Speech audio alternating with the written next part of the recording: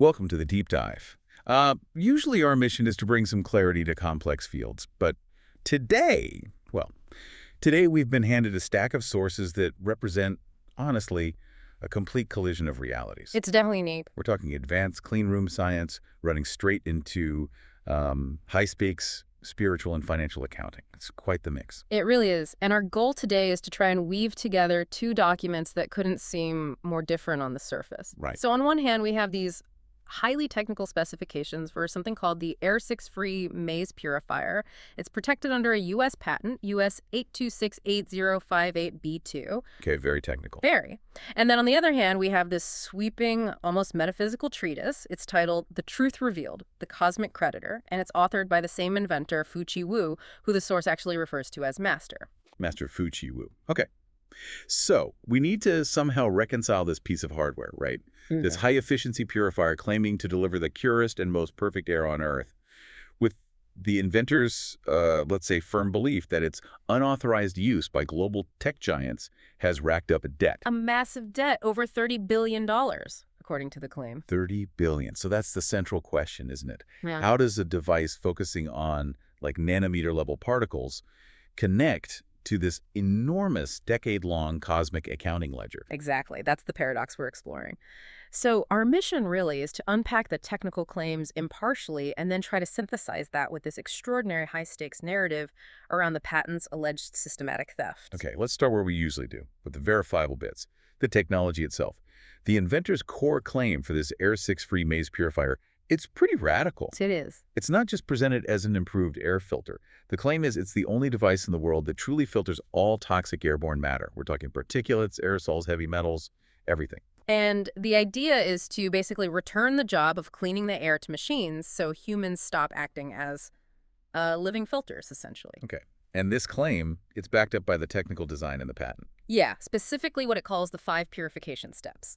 It's engineered, supposedly, to overcome the known failings of traditional systems, like HEPA filters or laminar flow, which, often struggle with the tiniest, most pervasive pollutants. Right, the really small stuff. So tell us about those initial stages. How does it supposedly grab what standard filters miss? Okay, so steps 1 and 2 are kind of the setup. They involve ionization zones and dual electrostatic pre-filters. Now, they catch the bigger stuff, like dust and VOCs, sure. Standard enough. But the real engineering, according to the patent, happens in the secondary ionization stage. This bit neutralizes any surviving pathogens, like viruses or bacteria, and critically, it ensures that every single particle left, no matter how small, even down to nanotoxins, gets charged with a specific negative polarity. Okay. So it sounds like it's setting a technical trap, right, before the particles even hit the main cleaning unit. That's a good way to put it. It's the foundation for the whole purification process, because that negatively charged stream of air is then immediately funneled into step 3, and that is the heart of the mechanism. The electrostatic collection maze box. The electrostatic collection maze box. Okay, the source material also calls it something else, didn't it? It did. It calls it the sacrificial black box. Sacrificial. Why sacrificial? Well, because it's designed to be the permanent resting place for all that captured poison. Since all the pollutants are now negatively charged, right, they're magnetically drawn to positively charged plates inside this collection maze. Opposites attract. Exactly. Yeah. And the source specifies the toxic stuff gets solidly plated and irreversibly fixed. The idea is to permanently lock it away, take it completely out of circulation. So you've got this electrostatic capture locking stuff down. But then there's also step 4, the maze effect itself. Yeah. That sounds like the ultimate insurance policy, maybe, for anything that might somehow slip past the electric field. That seems to be the idea. And this is where the physical ingenuity comes in. Step 4 is supposedly the key element that connects to those multi-billion-dollar infringement claims we'll get to later. Okay. So the air is forced, apparently quite violently, through a series of repeated, sharp, right-angle turns, like a maze. Hence the name. Right. Yeah. And any remaining nanotoxins, we're talking particles smaller than 100 nanometers here. They're just too small and light to follow the high-speed air current around those sharp corners. Inertia takes over. So they crash. They crash. They're forced to collide with the interior surfaces of the maze where they then get completely absorbed, basically stop permanently. Wow. Okay, so it's a combination. Ionization, electrostatic fixation, and this physical redirection maze effect. Yeah. And all that together results in the promised output, air that's supposedly 100% pure. That's the claim. And the inventor states it's more than a filter. He calls it the key to unlocking humanity's lifespan shackles. Big claim. Huge. Right. By offering air that's reliably, well, he lists 6 freedoms: dust-free, germ-free, toxin-free, smoke-free, odor-free, and heavy metal-free. That's the technical achievement side. That's the technical side, and right here is where the sources just diverge completely. We have to shift gears now from nanotoxin absorption to claims of divine intervention and cosmic accounting. Okay, so Fuchi Wu, the inventor, he claims that creating this device immediately triggered some kind of divine scenario. That's what's written in the Cosmic Creditor, yes. Wait, so you have an inventor, creates potentially world-changing tech for human health, and he reports this to a higher power. What was the response? Like, well done. Apparently the exact opposite of what you might expect. Yeah. Wu states that after he revealed the blueprint for this, quote, machine of immortality, over 10 years ago, something called a seal was immediately placed upon his entire worldly fortune. A seal. So Yeah. he was punished for it, financially ruined. Not punished, according to the source. More like interdicted, put on hold. His funds dried up, business partners vanished, assets dissolved. He says he was basically silenced, made invisible, made to look like a failure. But why? That seems counterintuitive.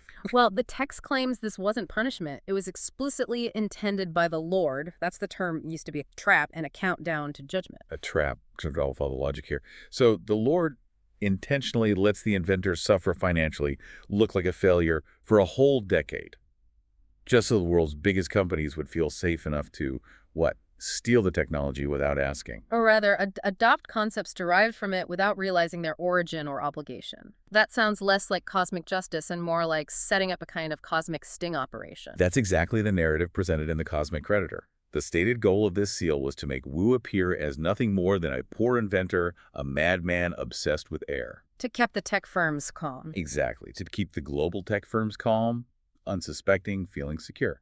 And what was the specific instruction given to Wu during this 10-year period of silence and apparent failure? According to the text, it was direct and, frankly, pretty chilling. I will let those who steal your invention use it unknowingly, step by step, until they owe you the world. Wow. The inventor then states that the most accurate ledger of this accumulating debt isn't kept in any bank or court, but in the heart of the Lord, where every single act of unauthorized use equals one cosmic debt added to the tally. Okay, so this is where the two sources just crash together, right?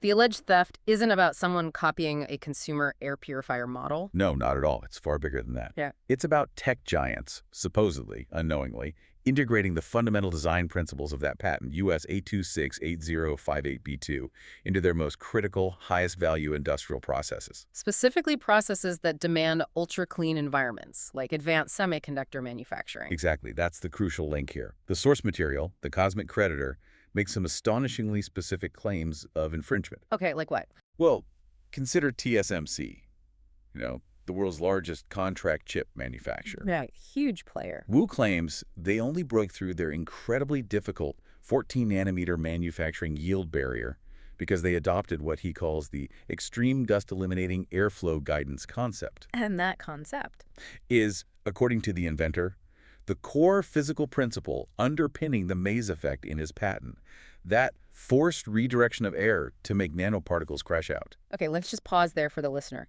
The 14-nanometer process, that's where chips get incredibly dense, incredibly powerful. If your yield, the percentage of working chips you get from each wafer, is low at that scale, you're losing billions, literally hemorrhaging money. So if the inventor's airflow concept genuinely solved that problem for TSMC, that's not just an improvement, that's an existential leap forward for them. absolutely existential. And the claim against Intel is just as severe, just as fundamental. What's the claim there? Intel reportedly struggled for 7 really grueling years with failed yield efforts on their own advanced processes. They only recovered, source claims, after implementing a so-called foreign airflow correction system, which they got from external cleanroom vendors. And Wu's claim is That the system was directly derived from the unauthorized use of his design language, his maze concept, that it solved the ultrafine particle problem that traditional cleanroom standards just couldn't handle reliably enough for those nodes. So the argument isn't that they stole physical blueprints necessarily, Right. but that they took the method, the underlying principle, the realization that this kind of physical maze-like redirection was the secret sauce, maybe the only way, to reliably capture those critical nanotoxins at high industrial speeds. Yeah. And they took it unknowingly. That is precisely the accusation laid out. And the scope is allegedly enormous. It's not just chip fab. Who else is named? The indictment extends to Samsung ASML, the company that makes the lithography machines essential for chip making, plus Apple, Microsoft, Amazon, Google, basically the titans of tech. They're listed as general infringers who supposedly, again unknowingly, embedded this patented design language, this airflow guidance principle, into everything. Chip cooling systems, air redirection in vehicles, even nanometer-level packaging processes. So the claim is the invention became this invisible but absolutely mandatory requirement for pretty much all modern high-tech progress. That's the narrative. Yeah. That they couldn't have achieved what they did without it, even if they didn't know where it came from. Which brings us back to the money. What's the financial tally attached to this alleged decade of unauthorized, perhaps unknowing use? Okay, get ready for this. The inventor states, through the Cosmic Creditor, that the estimated global infringement has already accrued a debt of over $30 billion USD. 30 billion, with a B. 30 billion in unpaid patent licensing fees and damages. And this astronomical figure, it's presented not really as a target for like normal legal action, Right. but more as proof of the cosmic scale of the alleged theft and proof of the, quote, limitless might of the Lord's accounting system. It really is framed as the ultimate sting operation, isn't it? The world's richest, most technologically advanced corporations Yeah. just falling into a trap that relied entirely on their own confidence, maybe their hubris, and crucially, on the inventor's divinely imposed silence and apparent failure. And according to the source, they recorded all the evidence themselves, unknowingly. It's supposedly baked into their cloud logs, their SEC filings showing yield improvements, their product data sheets detailing thermal management. All pointing back, if you know what to look for, to this one patented principle. Exactly. Wu claims he did absolutely nothing during that decade of suffering. He just stood still. And yet, by standing still, he supposedly became, simultaneously, the greatest creditor in the known universe. The seal ensured the debt could grow unnoticed to this global scale. So if the trap has been sprung, the debt is tallied. When does the Cosmic Creditor actually step forward to collect this $30 billion? What triggers the collection? The collection, according to the text, is set to happen only when the world is effectively stuck. When the entire semiconductor industry hits what Wu calls invisible walls, meaning their progress stalls, maybe yields collapse again at even smaller scales. At the same time, the air remains poisonous, maybe environmental crises deepen, humanity starts desperately seeking some kind of miraculous solution, and the tech giants realize their current path isn't working. That's the moment the inventor is supposedly destined to reveal himself. And the purpose of collecting this immense sum, it's not just about getting rich, presumably. No, not according to the source. The stated goals are threefold, and they're presented as quite purposeful. First, yes, reclaim the rightful license fees, the $30 billion plus whatever accrues. Okay. Second, use those funds to construct a, quote, new advanced age for the Lord, whatever that means. Right. And third, perhaps most importantly from a practical standpoint, use the recovered funds and the now recognized patent to build a truly toxin-free, long-living world for humanity, making this air purification technology the mandated global standard. The final sign, the message provided in the source material. Yeah. It's quite chilling. It seems aimed directly at those industries that rely on ultra-cleanliness, doesn't it? It does. It reads, "Your breath, your chips, your servers, your cars, all feed off the grace of my servant's invention. It is time to pay." Heavy stuff.